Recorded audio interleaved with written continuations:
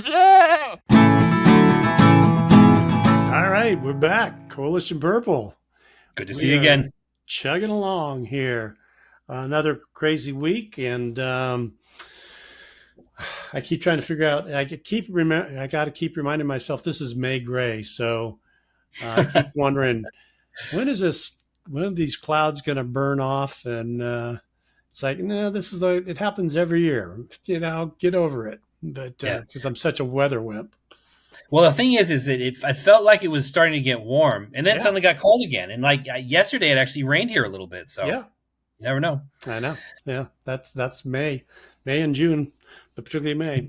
Anyways, so besides the weather, what's Never been was weather. intriguing you? Well, I have sort of an interesting thought, and I'm not sure I've fully formulated it in my mind enough. So I'll run it past you, and you can tell me what you think. Okay. So it occurs to me that there is sort of a parallel between media and politics. I mean, obviously they're integrally connected to each other because politicians have to get their message out and it has to go through the media and so forth and so on. And I felt like for most of my life growing up, there was both a very limited number of media options. I mean, you kind of watched something on TV, but that something was basically the same on all the networks. And or maybe you hadn't looked at a newspaper, and the newspapers, were more or less telling you the same things. Yep. Sorry about And that. My alarm no problem. my alarm The just went alarm off is reminding me. warning us. But I also felt the same. I've always felt the same way about the political parties, and obviously, we talk a lot about having more parties. Yeah. And and as they say, that goes without saying that it's Democrats and Republicans, and then there were a few other, sort of outcast parties that I personally hoped would maybe develop more into something, but never really did. But it's basically Democrats and Republicans, and at the same time, corporate media. Now, what we've seen, I think, largely is that the corporate media has really kind of started to fall apart. And many more people are involved in the media space, including us. I mean, here we are, Right. publishing something that we're talking about politics. We're essentially, news and analysis type of thing.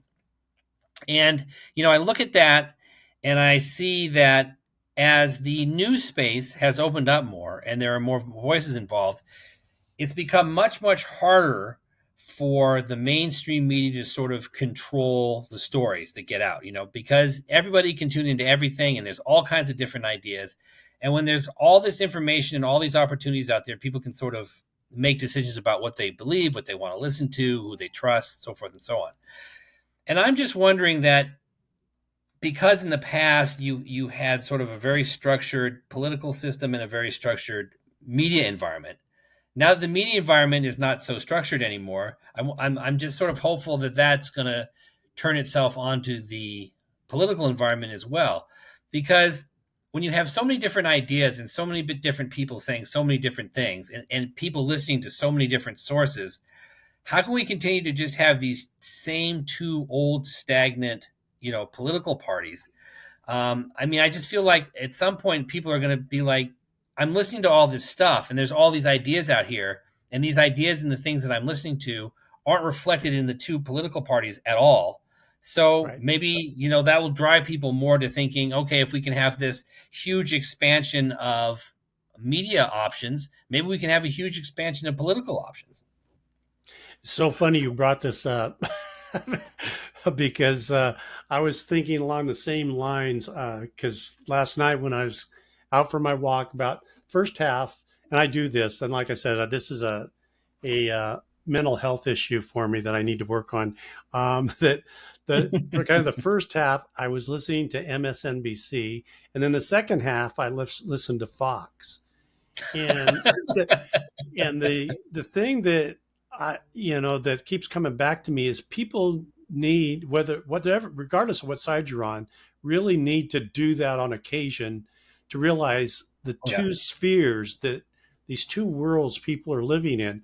So on MSNBC, they were just, relishing over the fact that Trump's lost again in court over his tariff things. And that's all been kind of frozen and all this. And, how awful that's been. And thank goodness the court stepped in. And at the top of the news for Fox was all about Joe Biden. The whole thing was, a big cover up about how mentally incapacitated he was, and they're going to start all these hearings and all this kind of stuff. And I'm going, hey, hey, number one, neither one of these things. I mean, I guess you could argue the tariff thing impacts a lot of people, but but the court part of it, I didn't even realize there was a court of international trade in the U.S. Yeah. That was news to me. Um, and but but the thing of it is neither one of them talk about what are the solutions to any of these things. All they're Yeah. doing is railing against the other side about how awful they are, and this is a cover up, and some of the stuff is probably valid on both sides, but it Mhm. doesn't get to the core issue. It's like, okay, well, how do we dig ourselves out of this hole? And Yeah. that's where I kept, right, like you were saying, thinking this is why I hope that there are thousands of people that do exactly what we're doing. They're just, it doesn't matter. It's like if your audience is of 10, 20, 30 people, if there's enough people that do it just to start getting people to rethink about things Yeah. instead of being tuned into these old, same old kind of things. And I do hope that is, I think, is a beacon of hope, as long as people can divorce themselves from the fact that, okay, well, I really kind of like this little vacuum I've been in, and I'm just going to regurgitate that versus stepping out and say, hey, let's just discuss the matter, you Yeah. know, and Yeah. start kind of No, as I opening say, minds up. yeah, I think that's where the hope is. But it's also interesting that you mentioned listening to the two networks because a lot of the time, you hear people talking about the state of the media today, and they talk about, oh, these people are lying about this and those people are lying about that. And I would say that by and large, it's not really so much that the media outlets are lying; it's that they're what they choose to report on, just reflects their opinion on Right. things. So, Exactly. I mean, I think in the two instances that you brought up, I mean, it's both true. I mean, Trump's tariffs are having to go through this protracted legal battle, and they're going to go around and around and around, and eventually it'll get to the Supreme Court, and there will be some kind of decision about them. And then, as far as what was going on with Biden and his mentally incapacitated state, well, I mean that those things also happened, Yep. but I mean they're not really related to each other so much. But I mean that's a reflection of what the two networks want to put out into space. And then the third component of it is that people having solutions, but that's where the new media comes in, and people Right. like, well, I mean, I will say people like us and any number of other people, that can have ideas about things. We start out by getting information from people who have access to government, and those are the news uh, members and other people who are sort of entwined in Yep. in the Washington or Sacramento or wherever. So we take in information, we synthesize it, and then hopefully we can put out ideas. And all those components are important. But the problem was in the media space was that there were too few Right. options for getting information, and therefore you only got a very truncated view of things. You only got what the corporate media was willing to tell you. And then, so, I mean, and that leads to people making bad decisions or not knowing how to move forward because, they don't actually have any access to information. The media is incredibly important because it is the average person's access to information. But then, it's still that way now with the political parties. It's like, okay, we have a lot of ideas, but the two political parties don't want to listen to us. And so they just do the same thing that they've always been doing. So the expansion that we've seen in the media that allows ideas into the space and allows for more commentary to, sort of try and get things moving. We need to have that happen on the political side so that we have more opportunities so that when good ideas do come along, there can be groups of people who can promote them and get them to work. And, so I mean, that's kind of what we're pushing for. Oh no, exactly. And at the end of the day, I'm hoping that drives people. But again, it does take each person's perseverance to go Yeah. out and seek other solutions, right? It's like, and that's always the challenge with the mass public is to get them out of, you'll get hundreds of millions to vote for, the online talent show, right? But you Yeah. won't get them out to actually explore some things that impact them every day. Or it's some particular, like here in Vista, we've got the big running controversy right now is put in these new bike lanes. I don't know if you've heard about this, that they Mm. actually have like these curbs along that are outside so the cars can't go into the bike lane. And that's got people all riled up, whether you agree or disagree. It's those things that tend to rile them up. And again, I get the controversy, but what about all the other things that are going on? And what's the solution? I mean, if you don't want Yeah. people getting run over by cars, what's the solution? Don't just complain about it, right? Yeah. And that's No, what these platforms, we you would hope people would get more engaged that way.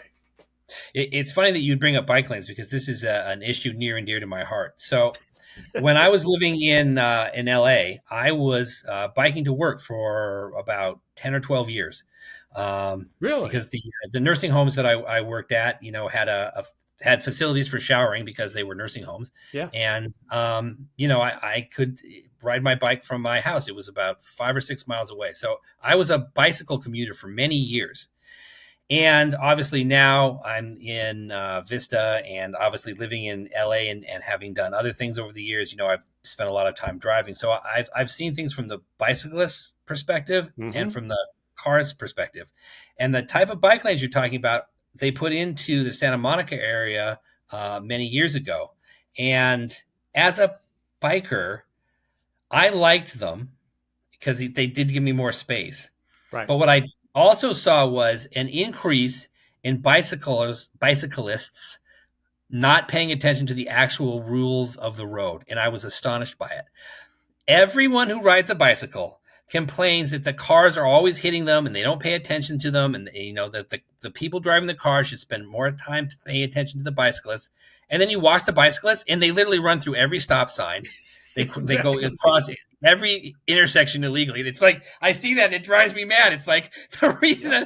that people driving the cars hate you is because you refuse to obey the laws of the road. Nobody Right. uses hand signals. Nobody Right. pauses when they're going to turn. I mean, it's like, what are you doing? Or when there is a bike lane, you still get people driving in the biking in the middle of the road, driving the people mad who are trying Yeah. to drive their cars. It's crazy. So as Oh I say, no. Oh yeah. that's No, I definitely hear one you. of my favorite issues. Oh yeah, and that's the irony of it. In fact, some of the commentary that I've listened to over that, there are quite a few bicyclists who kind of said the same thing, that they either people weren't following the rules, or they saw people coming the wrong direction. Yep, They were on the happens a wrong lot. side of the road, or all these kinds of things. It's like, okay, well, you're not helping yourself on this one, Yeah, guy. you're really digging your own grave when you do that. It's Yeah, really, yeah, it's like you really want to piss people off. Just do that more. yeah, Yeah, yeah. So but it is a way, if they can figure it out, or people who do start following the rules. I mean, it could reduce traffic, and it's this, you know, uh, kind of a dual-edged sword. I was talking to one person about it. That, well, I think I'm kind of in favor of it, but I don't see that many people biking. And but the flip side of that is it they're not biking very much because they're afraid to, right. right? And Yeah, so the only way you're going to know is to try some of these things, and some of them aren't going to work, but you got to try it, some version of it, because if you do want people out there and hopefully reducing traffic a bit, um, as well as the health benefits of it, you got to try some things. Because I know along where in our area, we're in the Shadow Ridge area where they put in some of these. I don't think I would ride a bike. I mean, unless I was in one of those things. I mean, even on when I go out on my walks, I can't tell you how many times I've almost been hit by people. I have the green light, and they're going to make a right turn while I'm in the hmm, crosswalk, and yep, I always just wait. I mean, I never just go out anymore, because literally it happens all the time. Everybody's so distracted. yeah. Well, one of the things that I do miss actually now that I'm out here in Vista, so my house is technically what's called the unincorporated Yeah, uh, portion of Vista. So I'm in the county, but I'm not in the city. right. And there really are no sidewalks out where I No, am at all. Right. And so if you want to walk anywhere, you're basically walking down the middle of the road, and it's not very comfortable. And I mean, in some of the places where the road is very windy, there's not even enough of a margin on the side of the road where you could feel safe to walk, and certainly not ride a Right. bike. And so I would love to see, something like more sidewalks come out and everything. And the funny thing is that we're talking about this on a sort of a politically active show, and it's like when you start talking about these things, these are the kind of good things that government does. I'm a Exactly. I'm a I'm a limited government person. I'm a conservative. I'm a capitalist. I've always said those kind of things, but I do understand that there is a very important role for the government to play. I mean, no one out of the goodness of their heart is just going to build a sidewalk, No. you know. But we need sidewalks. People need a place to walk so that they can get from point A to B, and they need to be safe. And then here's another thing that always drives me insane: sidewalks are created for people to walk on, not for people to camp on. So again, it's one of these things too. It's like you need the government to build the sidewalk so that people have a place to walk. And then you need the government to say you can't sleep on the sidewalk, otherwise you're taking away everybody else's opportunity to walk on the sidewalk because they can't walk to your encampment. And then you have to Right. enforce, ADA laws. It's like if somebody has impaired mobility and they really need the flat sidewalk, well, you can't be laying in the middle of it because then they can't get down the sidewalk. And so it's like there's so many things that are so important for the government to do, and you need government, otherwise you're living in anarchy, and basically no one wants to live in anarchy. Exactly. But it needs to be responsive government, and it needs to be responsible government. And it's like there could be so many things to improve things in so many ways. There's always an opportunity for the government to be doing something good. And, I feel like in Vista, personally, where we live, that the government actually is pretty good. I think they do a lot of things that are actually appropriate and good. But the problem is that there's so many other elements of government that affect our lives that are doing things that are Oh so yeah. stupid that it's just like it's just terribly sad. Yeah. No, exactly. And I mean, at the end of the day, it comes down to money. I mean, on so much of Yeah. it. And one of the things kind of building off of that is I was just reading, it just kind of flew across my screen. I didn't really read deeply in it, but the headline was the average worker would have to work 3 to 4 lifetimes to earn what the average S&P 500 CEO makes in 1 year. And it Mm. was just like, get your mind around that. It's like, and and again, I'm a capitalist as well, but part of it is this, the income inequality that's going on continues to build, and that the CEOs earned on an average of had a 10% raise last year, and the average worker had like a 1.5% raise, kind of thing. And I get it. I mean, they got different roles. I mean, they're responsible for an entire company and all that kind of stuff. So it's not a case that they shouldn't be paid well for what they do, Mhm. but it's the gap continues to widen. So and how widen farther and further. And the issue with that is ultimately how it gets paid down or the trickle down through the tax situation and all that. And it continues to get harder and harder. So it's going to be interesting when we do ever see a budget, which I'm not too sure we're ever going to see a budget. Yeah. Um, Don't hold your breath on that one. um, how that works out and see if it really does benefit. Again, going back to the two silos, you go and listen to Fox, it's like, oh, this is the greatest thing ever for the middle class. And you listen to MSNBC, it's like the middle class is going to get decimated and all these people are going to be thrown into the streets. Probably the truth is somewhere in the middle, right? Yeah. But there is definitely, I think, some issues around the whole income situation these days. Uh, but it's all in how we're structured as a capitalist society. Those who drive results tend to get more money. Yeah. Well, that's the other thing. That's always my Twitter example. Like a couple of guys create Twitter in their garage or their college dorm. I don't remember exactly where it was. Right. And they run it for a while, and they end up hiring a few people, and it goes. People like it, so more and more people start using it. And then eventually one day they decide to go public with the company. Okay, we're going to make this thing public. The instant it goes public, those guys were billionaires. Right. Billionaires.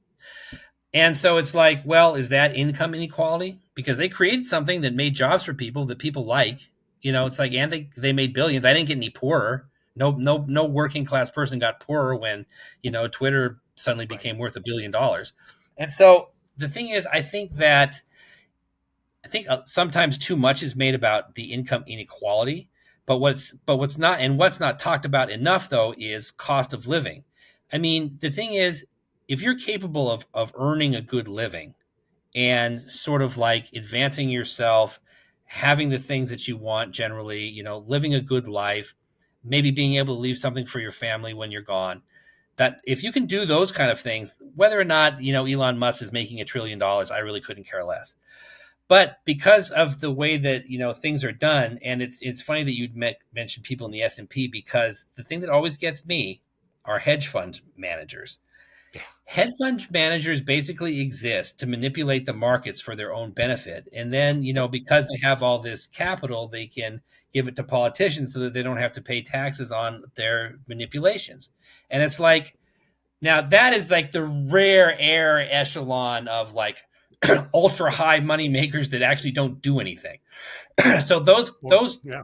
those people kind of weird me out. So I'm not always so happy with that. But generally speaking, I want people to be successful, have good lives, and be able to do well. And I think to do that, we need to get cost of living down. And I'm not really sure that income inequality really is a mover for any of those things, really so much. Well, I mean, structurally, there's not a whole lot you can do about it at this point. And Yeah, and I would totally agree with you on somebody that's creating something, because you can look at whatever Bill Gates and the fact that he created Microsoft. You know, he's created more jobs and more wealth through that company. yeah, That he deserves it, right? So those creators and stuff, they had the forethought to do those things. I think it's more around once they get up and running, and it's really goes from creation and vision to management piece of it. That mhm, separation is a little more obvious. It's not that they don't all create in some way at some level. Just simply running a business, you've got to be creating new ways of doing stuff just to stay in business. But I think it's a little bit different in those respects. But at the same time, particularly for public companies, the only measurement is how well have you driven the value of the company up. I mean, that is the ultimate measure, right? yeah, So that's just the way that works. Whereas you'll see with private companies, um, it's a different vibe, because I've worked, I'm sure you have too. I've worked for both, and private mhm, companies yeah, tend to be much more focused on, hey, we're all in this together, and this top person may still be making a gazillion dollars, right? But it's a whole different vibe. Whereas a public company, man, their loyalties to stockholders, bar none. well, I mean, I can tell you this from my own personal experience, because at this point in my life, I mean, I run a business, Right. and I do have to hire people, and I have to fire people, and I have to deal with salaries. And I know one of the things that allows me to make decisions and keep the business solvent is that I can reduce my own income. And I have done that on several Oh yeah. occasions, because I feel like, okay, I'm taking this piece of the pie, but the things that I need to be doing because I want my business to run in a certain way and I want to have a certain amount of reserve capital in the business means that I can either cut employees or cut employees' salary, or I can cut my salary. And I always cut my salary because I value my employees enough that I'm not cutting somebody's salary. Not a Yeah. chance. I need those people. And I want them to be happy, and I want them to work well, and I want to have a reputation as someone who hires the best people, treats them well, and then will be able to attract other people to come work for me when I need more people to work for me. And Yep. it's like, so again, there's always this give and take, and in you get big enough, I guess, and like you say, like a publicly traded business, it starts to be like the CEO is a manager, and the manager is responsible to the shareholders, and the shareholders can actually like sue the company if they don't feel the manager is Oh doing yeah, things in their best interest. I mean, it's all. I mean, it gets like wildly complicated. it But as far does. as as I say, just as far as the income inequality too, I mean, the example that I would go is like I don't know who the CEO of Disney is at this point, but as someone who growing up was a big fan of Disney, and now Disney can't seem to make a movie that anyone wants to go see. Right. But I can tell you, whoever the head of Disney is making a mint. I mean, Yep. he's making a gazillion dollars, getting paid a fortune to make movies that nobody wants to see. So I mean, again, as far as compensation goes, that's pretty awful. And then there's writers' strikes and animators Oh yeah. strikes. All the people involved in the crew for the works, or directors, or actors, or whatever. And it's like, well, you have the guy that's driving the company into the ground, getting paid a fortune, and then you have the creative people that are actually making things, and they're getting short shrift. And it's Right. like, well, I see the unfairness in things like that, but it's like, as far as the income inequality, though, I mean, there are invariably going to be some people who get very rich. If they make something Oh that yeah. people like, they get rich. And it's people who are like using the government for graft. It's like if you're getting rich off of government contracts, I got a little bit of a problem with that too. I mean, it's like the Hmm. government's supposed to be responsible with taxpayers' money, and if it's just giving it away to people who are now millionaires slash billionaires. Well, I mean, I don't approve of that income gap. And, I don't approve of the income gap when you see like, some politician talking about how they're all about the working class, but, they're getting, $12 million book deals to write books that nobody wants to read.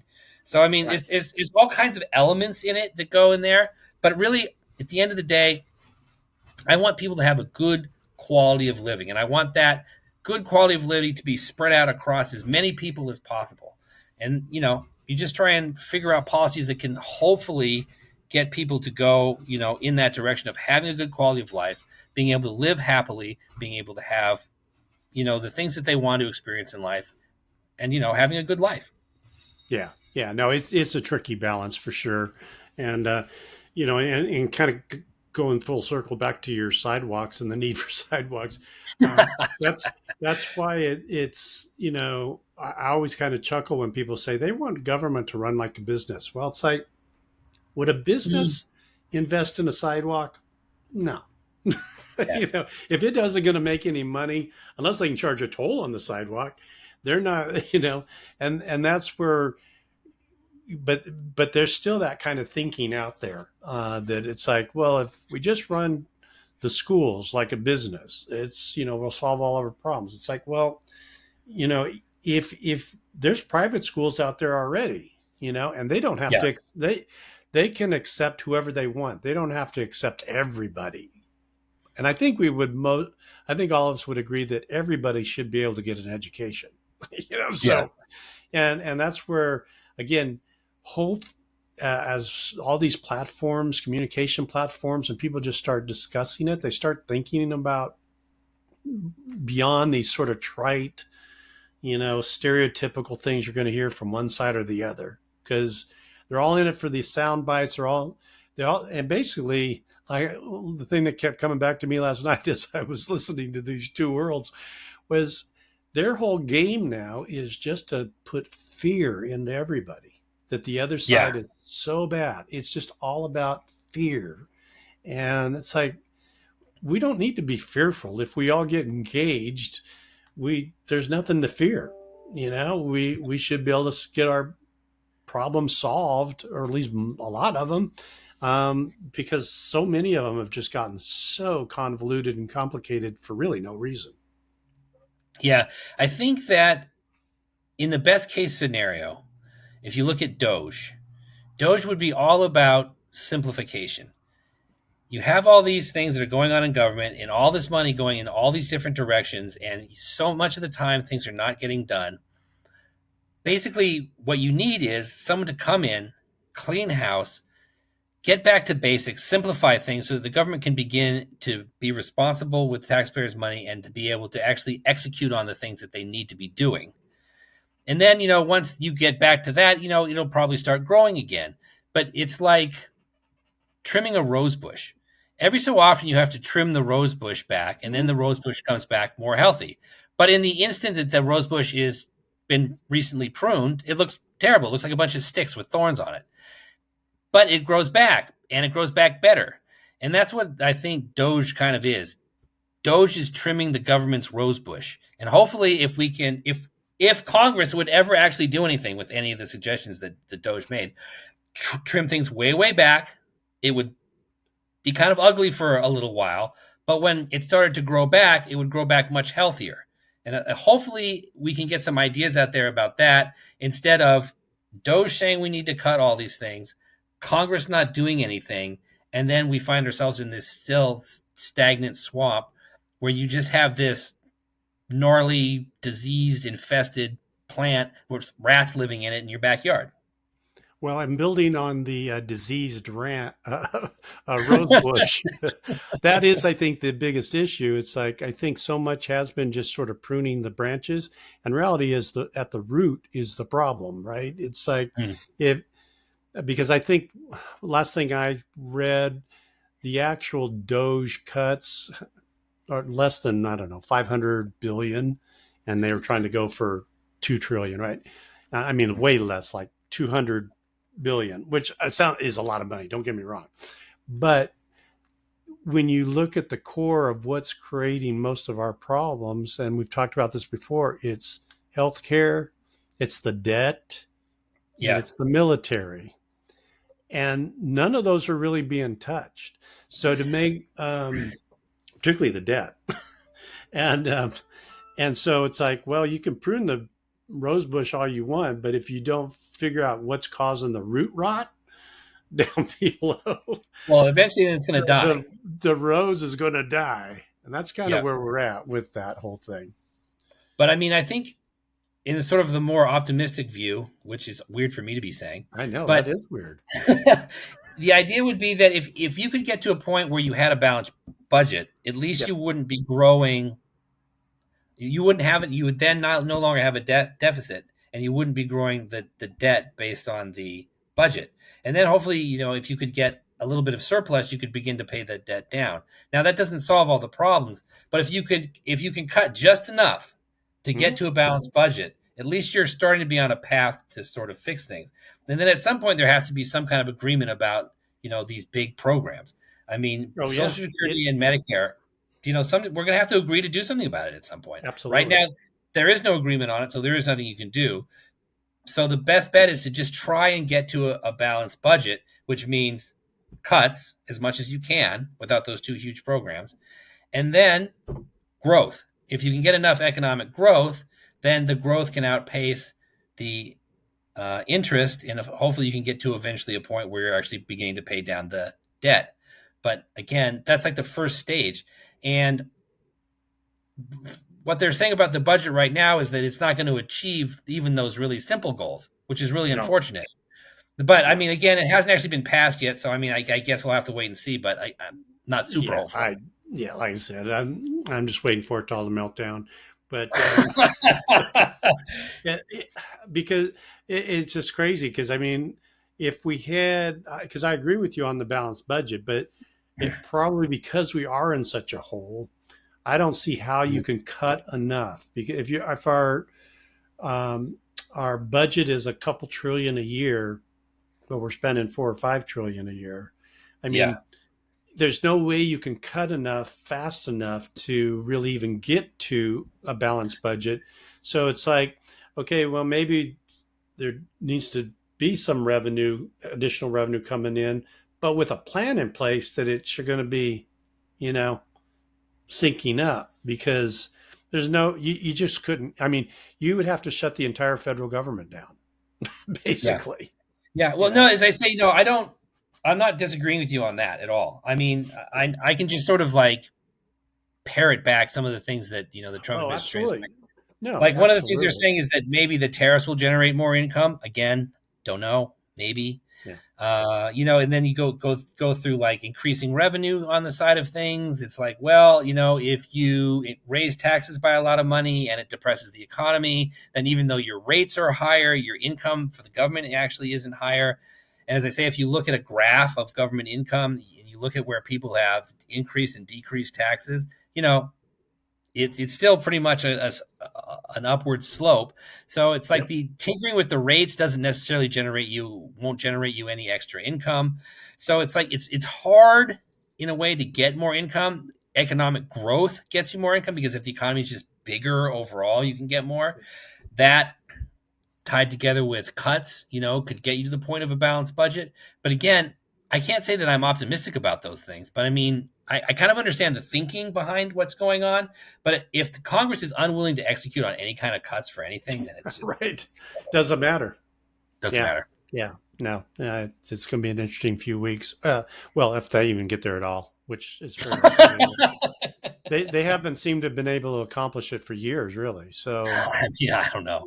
they just keep, extending, extending, extending. So yeah. Anyways, well, we better leave it there for now. And good catching up again. Yeah, good to And see you. chat at you next week. Yep. See you next week. Have a good one.